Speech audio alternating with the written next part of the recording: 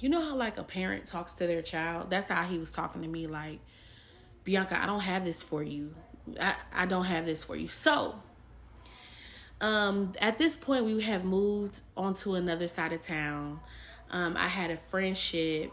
One of my childhood friends came to move to Houston. I was so super excited that her and her husband and her children were coming down there. I was just so ecstatic because I did not have any friends like that. So I was just so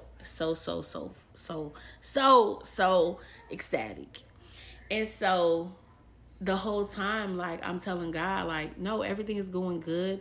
And I try to paint this picture of Houston friends with her friends from back from my hometown. And so it was amazing time. I had no friends in Houston, so it was just amazing time, and I was really enjoying myself. But the whole time I'm hearing God, and he's saying, I don't have this for you. So then God left me alone. He left me alone. For a couple of months, he left me alone. I'll say I didn't hear him, but I start going through situations. I start going through a lot of situations that I was like, God, where you at? Like, we start going through a rough patch. And I believe now I know why we went through that little rough patch. So at this point in time, we moved to a closer part of town. And we got a house. We rented a house for the first time. And so, everything was going good. Like, it was going good. I got back in the hospital. My husband, he was working. He was driving clear across Houston just to get to work every day. And the girls will be able to go to the high school. Well, the middle school that goes to the high school that I wanted them to go to. And the high school was Atascocita High. I wanted them in Atascocita, Humble ISD. I wanted them in Humble. I did my research. I was like, yeah, I want them in Humble. Like, that's it. I want them in Humble. Well, long story short, we lived there. And I heard God now. And he's saying, okay, so we're living there. Everything is going good. I still have my friendship group that we have. And then I got COVID. I went on a cruise. I got COVID. And then my husband ended up getting COVID. Our girls never got COVID, which was amazing. They never got COVID. But we got COVID. And something happened. And my friendship group just fell. It fell through. Like, I look back on it now and I'm like, what really happened? Like, I still don't even know what all happened. But I was just like, okay, like, that was just weird how it went. And so, like, nobody in our friendship group was still like friends, like with me or my husband. So I was like, okay, that's fine, whatever. So then that's when I started to just, work. I was working at the hospital, so that's when I just started to work like crazy, put all my energy into working. And then that's when rock bottom hits. I start financially wise, all that just started going crazy. Like, everything was just going crazy. And at this point in time, I'm like, Lord, where are you? And I come home from work and I'm crying out to him in the bathroom. And I don't hear him. And I start crying again. And I finally heard him. He said, I have never left you. Because I said, Lord, why have you left me? Why have you left me? I know I was not listening to you, but why have you left me? Like, why am I going through all this that I'm going through? And he's like, you're going through this because you chose this path for yourself.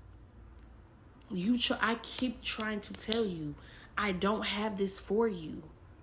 No matter how hard you try to make it seem, or how hard you try to make the situations, pull yourself out of situations. He was like, I don't have this for you. I don't. And so I was shocked, like, what you mean you don't have this for me? He was like, and that's when he told me, he said, Houston is not in your, it's not, I don't have Houston for you.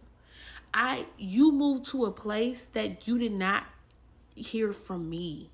You moved on all your wrong terms. You moved on all. He's like, you did this on your own.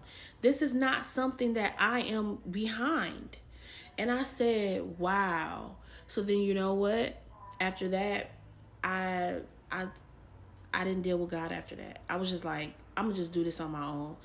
So me and my husband, we tried to get a house here in Houston. We tried to buy a house. We were under contract. We put our earnest money down, everything. We did our application. Everything was good. And then while I'm walking the house, I hear God. He said, every time that you think that you're going to go along with something, I'm going to be right there, and I'm going to show you. I'm going to mess up your plan every single time. I was like, what? Whatever. We still under contract for the house. And it's crazy because I'm like, yeah, this is it. Like, we're going to be living in Houston forever. Like, we're going to get a house. And God, I guess, had the, you think.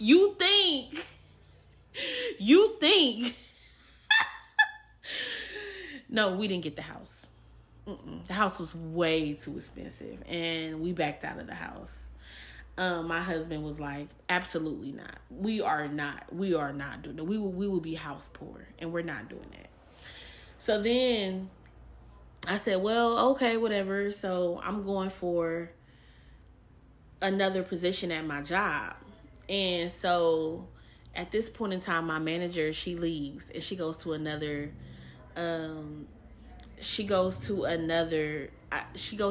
like department. And so now I'm in a whole nother location. Like, God changed my whole location. And now I'm working around people that I'm uncomfortable with. I'm working around people that I'm just not okay with. And I'm like, what in the world? I was doing fine. Now I'm in a whole nother location. I don't like this location. It's micromanaged. Like, at this point, I'm just like, what is going on? Every day I'm going to this location and I'm angry because I don't like it. I don't like the manager. I don't like some of the coworkers are really nice.